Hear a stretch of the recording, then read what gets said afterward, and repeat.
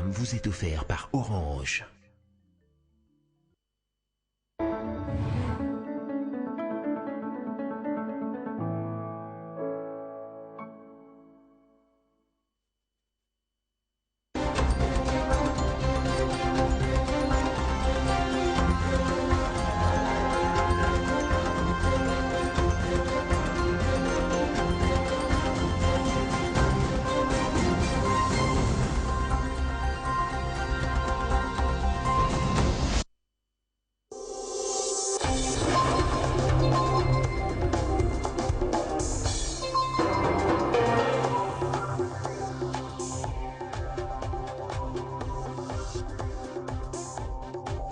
Dialogue politique national en République démocratique du Congo, Edem Kodjo est à Bruxelles, dans la capitale belge. Le facilitateur va tenter de convaincre Etienne Tshisekedi sur la participation de l'opposition à ce rendez-vous.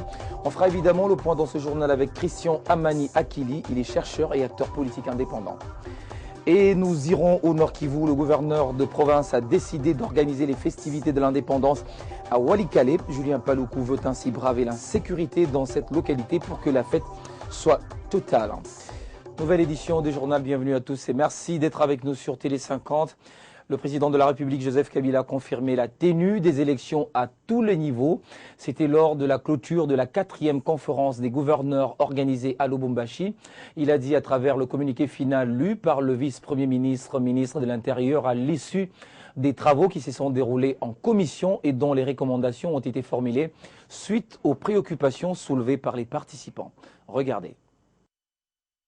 Au cours de la 4e et 5e session de la conférence des gouverneurs des 26 provinces de la RDC, qui s'est clôturée hier à Lubumbashi par le biais du porte-parole de ces assises, le président Joseph Kabila Kabange a annoncé la tenue des élections à tous les niveaux. Dans le volet politique du communiqué final de la conférence, le président Joseph Kabila Kabange a affirmé son appui au processus démocratique à travers l'organisation des élections locales, municipales et urbaines, aussi bien que celles provinciales, législatives et présidentielles, selon les attentes de la Commission électorale nationale indépendante. La nouvelle a été bien accueillie dans l'opinion de tout l'ex-Katanga. Pour plus d'une personne ici, Joseph Kabila Kabange demeure le père de la démocratie au Congo-Kinshasa. Sous son règne, qu'on parle même d'un cycle électoral pluraliste dans notre pays, ce qui n'était pas le cas dans la Deuxième République, nous a confié le député provincial Venance Mutombo. Lubumbashi, José Muyumba, Télé 50. Et au sujet du dialogue politique national inclusif, après des nouvelles consultations de la classe politique à Kinshasa, le facilitateur de ce forum s'est envolé depuis hier jeudi pour Bruxelles. Dans la capitale belge, Edem Kodjo va tenter de convaincre Etienne Tshisekedi, président du comité des sages du conclave de Ginval. Il va être question de la participation de l'opposition à ce rendez-vous entre la classe politique et la société civile. Fabien Lumbala, Nadem Foutila. C'est une dure épreuve pour le facilitateur du dialogue national au Congo-Kinshasa. Edem Kodjo devra puiser dans sa longue et riche carrière politique et diplomatique pour convaincre le Sphinx de Libété, porté depuis quelques jours à la tête du comité des sages du conclave de Bruxelles. Le déplacement du diplomate de l'Union africaine appuyé par le monde entier intervient au moment où le groupe de travail qu'il avait mis en place a clôturé sa mission par le dépôt du rapport final, dont l'objectif est de baliser le chemin du dialogue, notamment la mise en place des propositions du règlement intérieur du comité préparatoire et son fonctionnement, de la détermination des lieux et de la durée des travaux du dialogue national. À Kinshasa, Kodjo a recontacté la majorité présidentielle et une frange de l'opposition. À Bruxelles, l'espoir est toujours permis, Tshisekedi étant toujours favorable au dialogue malgré la multiplicité des préalables. Au-delà des pressions de nouveaux parrains politiques et financiers de quelques acteurs politiques au sein de l'opposition, Etienne Tshisekedi reste un nationaliste à l'esprit indomptable. Il n'a qu'une alternative, celle de prioriser les intérêts de la République et non ceux des multinationales. Le décor planté à ces jours n'inspire pas autant de soucis pour la tenue de cette grande messe qui devra déterminer l'avenir de toute la nation, pourvu que les points de divergence de chaque tendance soient révisités au profit de l'intérêt du peuple congolais qui aspire vivre pleinement une vraie prospérité et surtout la paix qu'il a chèrement acquise. C'est un voyage déterminant pour la suite des préparatifs du dialogue. Et pour en parler sur ce plateau, nous recevons Christian Amani Akili, chercheur et acteur politique indépendant. Bienvenue, merci d'avoir accepté notre invitation et de commenter l'actualité avec nous sur ce plateau. Floride. Alors, Monsieur Amani, vous suivez l'actualité politique de près en République démocratique du Congo. Edem Kodjo est à Bruxelles après le conclave de Ginval. Est-ce que la tâche sera facile pour le facilitateur ? Mais écoutez, dire que la tâche sera facile, il ne faut pas s'attendre à une facilité dans la mesure où déjà les tractations entre majorité et opposition, nous tous on sait comment ça se passe. Mais d'un autre côté, eh bien, je dirais c'est pour ça qu'il est facilitateur et c'est pour ça qu'il fait ce travail. Et moi je trouve que ça dénote la grandeur, le fait que Edem Kodjo, après ce conclave de l'opposition, se soit déplacé en personne vers Tshisekedi, ça dénote la grandeur et toute la volonté aussi pour M. Kodjo de pouvoir mener ce processus à bon port. Est-ce qu'aujourd'hui, le fait de dire respect de la Constitution est un langage aujourd'hui logique, est une démarche logique, après les arrêts de la Cour constitutionnelle? Après les arrêts de la Cour constitutionnelle, logiquement non, Floride, mais il y a une année, le 23 juin exactement 2015, on passait l'émission Décryptage, vous et moi. Oui. Et dans cette émission, je vous ai dit que j'avais pensé au dialogue une année avant, en tant que chercheur, en tant que scientifique, et que j'étais plutôt d'avis qu'on puisse revisiter notre Constitution déjà à l'époque. Et si aujourd'hui nous sommes butés à une impasse, il faut le dire comme ça, c'est parce que nous voulons justement, nous obstinons à vouloir résoudre la question politiquement et nous refusons d'aborder d'autres aspects. La RDC fait face à un tsunami de problèmes et pas qu'au seul problème politique et pas qu'au seul problème électoral. Notre crise, au fond, elle n'est pas politique, elle est sociétale. Elle englobe plusieurs autres aspects. L'ancien Premier ministre Mouzitou est un peu sur la bonne voie lorsqu'il parle de trois secteurs politiques, économiques et social. Seulement, moi, à sa place, je ne marierai pas le politique avec la sécurité parce que la sécurité en soi, c'est une crise, mais je dirais une crise virtuelle. Elle nous est imposée parce qu'il y a des ordres dans la demeure. Et une fois que nous allons organiser les choses, eh bien, ça ira de soi, nous allons résoudre ce problème. D'accord avec le président Kabila que nous avons besoin d'une cohésion nationale. D'accord, nous avons besoin de nous asseoir autour d'une table pour parler de tous nos problèmes sans tabou. Oui, parler de tous nos problèmes sans tabou, vous l'aviez dit, mais aujourd'hui, la classe politique est divisée sur le format de ce dialogue. Il y en a qui estiment qu'il y a un dialogue qui est organisé ou organisé par le président de la République. D'autres exigent un dialogue sur base de la résolution 2277. Est-ce que vous établissez, vous, une différence entre ces formats? Écoute, au fond, nous avons toujours connu un problème dans ce pays parce que nous cherchons à résoudre nos crises politiquement, en engageant directement les acteurs politiques.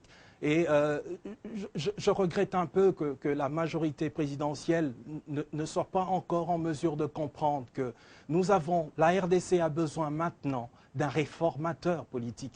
Et malheureusement, ils n'ont pas encore compris que la seule personne qui peut valablement jouer ce rôle, c'est le président Kabila lui-même. Mais seulement, on ne le prépare pas pour ça. Il faut dialoguer. Mais il faut dialoguer sur base de quoi? Vous savez, jusqu'alors, on n'a pas encore établi un cahier de charge à proprement parler pour ce dialogue. Et ça, c'est un problème. Les thématiques sont déjà connues.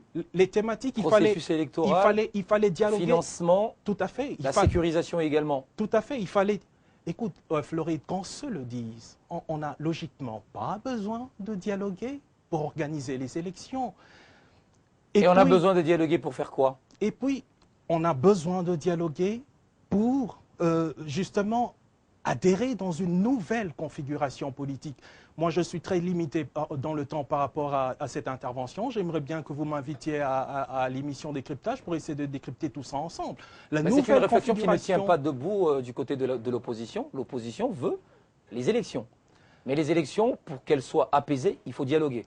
Écoutez, il y a peu, quelqu'un me posait la même question, un politique me posait la même question. Écoutez, qu'est-ce que vous pensez, Christian, qui va devenir au PPRD si Kabila annonçait qu'il s'en allait, qu'il choisissait quelqu'un pour le remplacer? Je lui ai dit, écoutez, posez-moi la question par rapport à la famille politique, la majorité présidentielle. Et je lui disais que si Kabila, à 6 h du matin, dit qu'il ne sera plus candidat et qu'il va se trouver un remplaçant, à 12 h, il n'y aura plus de majorité présidentielle. Et donc, il faut que la population congolaise sache que nous allons forcément à faire face à une crise plus grande aujourd'hui s'il y a alternance au pouvoir. Et on doit avoir justement la probité morale, la franchise dans les yeux, de se regarder justement en face et de parler de ces problèmes. Alors, dernière question, oui. Que doit faire Edem Kodjo pour réussir ce pari, cette difficulté aujourd'hui, et concilier les gens? Que doit-il faire? Écoutez, c'est que Edem Kodjo est en train de faire, ça dénote de la grandeur. C'est quelqu'un qui fait bien. Moi, il m'a convaincu déjà du simple fait qu'il se soit déplacé. Il n'est pas fatigué. Mais il n'arrive pas à harmoniser les vues. Il n'arrive pas, il a de la difficulté, Edem Kodjo, justement. Que doit-il faire alors? Justement parce qu'au départ, le cahier de charge de ce dialogue est un peu... Voilà, il n'est pas convaincant. Je suis pour le dialogue, moi. Mais si vous m'appelez aujourd'hui à aller dialoguer sur base du seul problème électoral, je ne serais pas intéressé d'y aller. Et Edem Kodjo va continuer. Il réussira à mettre tout le monde d'accord. Mais l'opposition vient avec le verbe, le discours, organiser les élections dans le délai constitutionnel. Alors que la majorité ne voit pas les choses comme ça et la Cour constitutionnelle non plus. Qu'est-ce qu'il va faire? C'est l'impasse. C'est l'impasse. Et c'est la raison pour laquelle il faut revoir les choses autrement. Merci beaucoup, Christian Amali. Je rappelle que vous êtes chercheur, acteur politique indépendant. Merci d'avoir commenté l'actualité avec nous. Merci. La fête de l'indépendance de la RDC, c'est pour bientôt. Et pour les festivités, le gouverneur du Nord Kivu, Julien Paluku, a décidé d'organiser la manifestation officielle à Walikale et non à Goma. Julien Paluku veut ainsi braver l'insécurité de cette localité et pour que la fête soit totale, des travaux de réhabilitation de l'axe routier Sake-Walikale en passant par Massissi Centre sont en cours. En dehors de la cérémonie officielle prévue le 30 juin pour célébrer l'indépendance de la RDC à Kindu dans le Maniema, la localité de Walikale est aussi choisi pour cet événement. Le gouverneur du Nord Kivu, Julien Paluku, qui l'a annoncé, veut ainsi braver l'insécurité dans la localité de Walikale, située entre Bukavu et Lubbutu, sur la route nationale numéro 3, dans la vallée de la rivière Loa, précisément à 135 km à l'ouest de Goma. Puisque l'accès à Walikale est difficile à cause de l'état des routes, l'Office des routes a entamé les travaux pour ouvrir l'axe Sake-Walikale en passant par Massissi Centre, Nyapufi et Mutakato. On n'a jamais croisé les bras, on continue à travailler. Les machines peuvent tomber en panne, mais on les répare et on avance. Donc le 27 km reste. Ce n'est même plus 27, et il y a 2, 3, 4 jours, les gens avancent. Pour que la fête soit totale, le gouvernement provincial du Nord Kivu dit vouloir inviter quelques personnalités de la République aux cérémonies du 30 juin 2016 à Walikale. Il n'y aura aucun obstacle. Vous pouvez quitter ici jusqu'à Nyabiondo où se trouvent les premiers chantiers. Il n'y aura aucun trou et de Nyabiondo, vous arrivez là où se trouvent les chantiers sans problème. Donc ça, ce sont des assurances que j'ai données à l'autorité que de leur côté, ils peuvent commencer à faire leurs préparatifs. Walikale, jadis théâtre d'affrontement dans sa partie nord entre groupe Mai Mai et FDLR, pourrait par cette initiative du gouvernement provincial retrouver son sourire et croire à nouveau en l'avenir. À Kasumbalesa, 19 clandestins éthiopiens ont trouvé la mort confinés dans une fourgonnette qui transportait des frétins. Ces clandestins se rendaient en Zambie, fuyant la famine dans leur pays. C'est à 10 km de Mokambo que le conducteur s'est rendu compte qu'il transportait des humains entre des sacs de frétins. Manassé Chibouyi, notre correspondant, était sur place. Ils voyageaient clandestinement dans un camion pour Gomé. Mais leur immigration clandestine s'achève sur la route Mwenda, à 10 km de Mokambo. une commune congolaise formant la frontière avec la Zambie.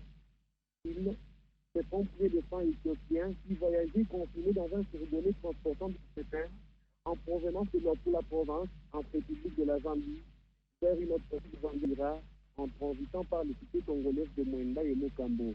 Et entre une soixantaine de sacs de pétain, les clandestins éthiopiens ont produit des bruits bizarres, ce qui a poussé les conducteurs de s'arrêter pour voir, mais trop tard. 19 de ces Éthiopiens étaient déjà morts alors qu'ils étaient au-delà des frontières zambiennes sur le sol congolais. Les 19 corps ont été transférés en Zambie et actuellement 70 Éthiopiens sont interrogés à Mokambo, une commune frontalière située à plus de 150 km de Lubumbashi, en territoire de Sakagnan, soit à 90 km de Kasumbalesa. Ils pourront être transférés en Zambie. Selon des sources concordantes, c'est de cette façon que les Éthiopiens et Somaliens voyagent clandestinement vers l'Afrique du Sud, ayant la famine dans leur pays. Seules les enquêtes des services congolais de sécurité pourront affirmer ou contredire la thèse de l'immigration clandestine vers l'Afrique du Sud. La route Mwenda sur laquelle les Éthiopiens ont trouvé la mort dans les camions fourgonnés d'immatriculation zambienne est une propriété zambienne qu'elle traverse le territoire congolais. Tout véhicule zambien sur ce tronçon est en libre transit. Il ne paie ni assurance, ni payage de services congolais. Cette route est construite et entretenue par la Zambie. Elle est dite route conventionnelle. Elle relie la ville zambienne de Moussira en province de Copa-2 à la province zambienne dite pour la province et traverse la cité de Mokambo et celle de Mwenda sur le territoire congolais. Depuis Mokambo, Manassé Vanlili, Radio Télé 50. On revient à Kinshasa pour parler de la lutte contre le VIH-Sida, partenariat pour la mise en œuvre de programmes de lutte contre le VIH-Sida et la promotion du bien-être en milieu de travail pour des résultats concrets et durables. Ce sujet a été au centre de la 4e réunion des chefs d'entreprise suédoises en République démocratique du Congo, réunion présidée à Kinshasa par l'ambassadeur de Suède en RDC en présence des représentants des organisations internationales. Il a été d'abord question pour la coordonnatrice nationale des SWAP de dresser le bilan de plus de 3 ans des actions menées contre le VIH-Sida et autres infections sexuellement transmissibles au sein des entreprises suédoises en République démocratique du Congo. Il est très important pour un programme qui vient en appui à l'effort national de répondre à la pandémie, d'assurer la pérennisation de ces programmes. Aujourd'hui, les RDC est quand même compté parmi les pays qui ont une prévalence assez basse par rapport à ces pays voisins. Il est important qu'on puisse le maintenir. Mais nous ne pouvons pas le maintenir s'il n'y a pas appropriation. Et cette appropriation nécessite des partenariats locaux, non seulement internationaux, mais aussi locaux, pour s'assurer qu'il y ait une continuité des actions que nous sommes en train de mener et qu'il y ait une continuité au sein des entreprises de manière plus spécifique. Des actions couronnées de succès avec 2 prix obtenus à l'international par 2 entreprises, des prix présentés à l'ambassadrice du Royaume des Suède en République démocratique du Congo, des prix présentés à l'ambassadrice du Royaume des Suède dont l'engagement dans la lutte contre le VIH-Sida et la promotion du bien-être des employés n'est plus à démontrer. C'est-à-dire que le SWAP, c'est un programme qui est cofinancé par les syndicats suédois et le Conseil international des industries. Donc, certes, c'est un instrument étatique, mais en partie seulement. Donc, en tant que représentant de la Suède en RDC, je suis avec intérêt ces activités. Le programme national multisectoriel de lutte contre le sida, l'Organisation internationale du travail, l'ONU-SIDA et autres partenaires nationaux et internationaux ont activement participé aux échanges d'expériences et partagent des directives dans le monde du travail en République démocratique du Congo et surtout les méthodes innovantes des SWAP dans la promotion de la santé au pays. Et pour finir, le monde célèbre ce 17 juin la journée de lutte contre la désertification et la sécheresse. L'objectif est de sensibiliser l'opinion publique à ce problème et en mettre en application les mesures préventives dans les pays éprouvés par des sérieuses sécheresses particulièrement en Afrique. Cette année, le thème est retenu, une coopération inclusive en vue d'atteindre la neutralité en matière de dégradation des terres. Protéger la terre, remettre les sols en état, mobiliser les populations. Tel est le slogan institué par la Convention des Nations Unies sur la lutte contre la désertification pour l'année 2016, à l'occasion de la célébration de la Journée mondiale de lutte contre la désertification et la sécheresse. Selon l'UNCCD, la désertification et la dégradation des sols dans les zones arides et semi-arides, quand les sols sont fragilisés, le couvert végétal s'amenuise et le climat impitoyable fait le reste. La dégradation des sols entraîne la pauvreté et la migration des masses à cause des famines qu'elle génère. Pour UNCCD, environ 60 millions de personnes partiront des zones désertifiées de l'Afrique subsaharienne pour le Maghreb et l'Europe entre 1997 et 2020. La RDC est déjà une région sous menace de mutations étrangères dans son territoire. Des éleveurs nomades armés, appelés communément Mbororo, venus de la Centrafrique, du Niger, du Tchad, du Soudan, de l'Éthiopie et de l'Érythrée à la recherche des pâturages, ont envahi depuis quelques mois plusieurs localités dans la province orientale, au point d'empêcher les populations locales à vaquer à leurs activités champêtres. À cela s'ajoute le surpeuplement des réfugiés rwandais et ougandais dans le Nord Kivu, l'invasion des braconniers dans les parcs nationaux, l'exploitation illégale des territoires en ressources naturelles par des troupes rebelles en gestation et des menaces liées à la libre exploitation du bassin du fleuve Congo dans la région des Grands Lacs. Le scandale géologique de la RDC et la couverture de sa forêt dense font d'elle un Eldorado au cœur de l'Afrique. La désertification du continent a des graves conséquences en termes de pauvreté, des mouvements des populations et des sécurités alimentaires. C'était l'essentiel de l'actualité. En voici le rappel des titres. Dialogue politique national en République démocratique du Congo, Edem Kodjo est à Bruxelles, dans la capitale belge.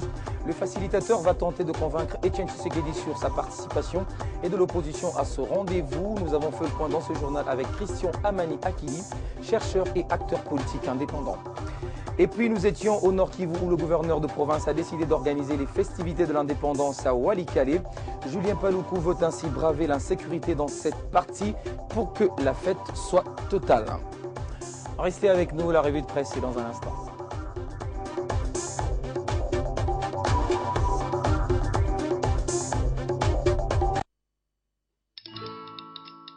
Dans la vie, nous avons tous des rêves,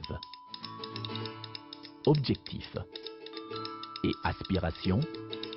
Vos projets d'avenir ainsi que ceux qui vous sont chers dépendent des choix que vous effectuez aujourd'hui.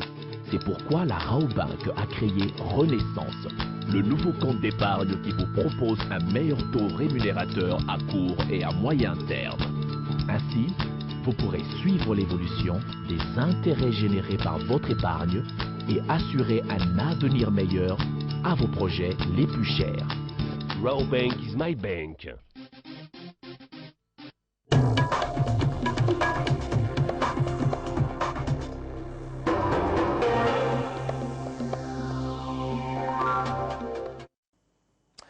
Le tour d'horizon de titre à la une des journées du net, c'est la revue de presse de Claude Biringanine. Bienvenue et bonsoir. Merci Floride. Alors, votre premier titre de votre revue de presse, la République démocratique du Congo vue à l'horizon 2030. Oui, Floride. C'est émergente. Hein. Ah oui, évidemment.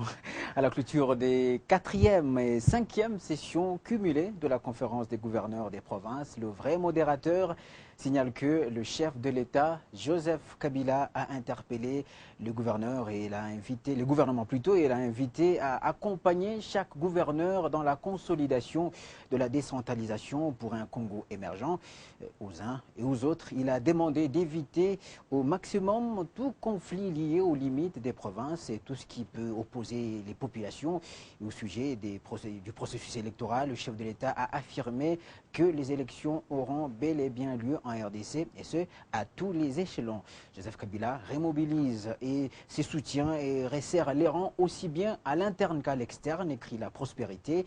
Les gouverneurs sont rentrés dans leurs provinces respectives avec des consignes précises sur la marche du pays, la CENI n'étant pas prête à organiser les élections à cause des préalables inextinguibles. Le dialogue reste la seule voie proposée à l'opposition.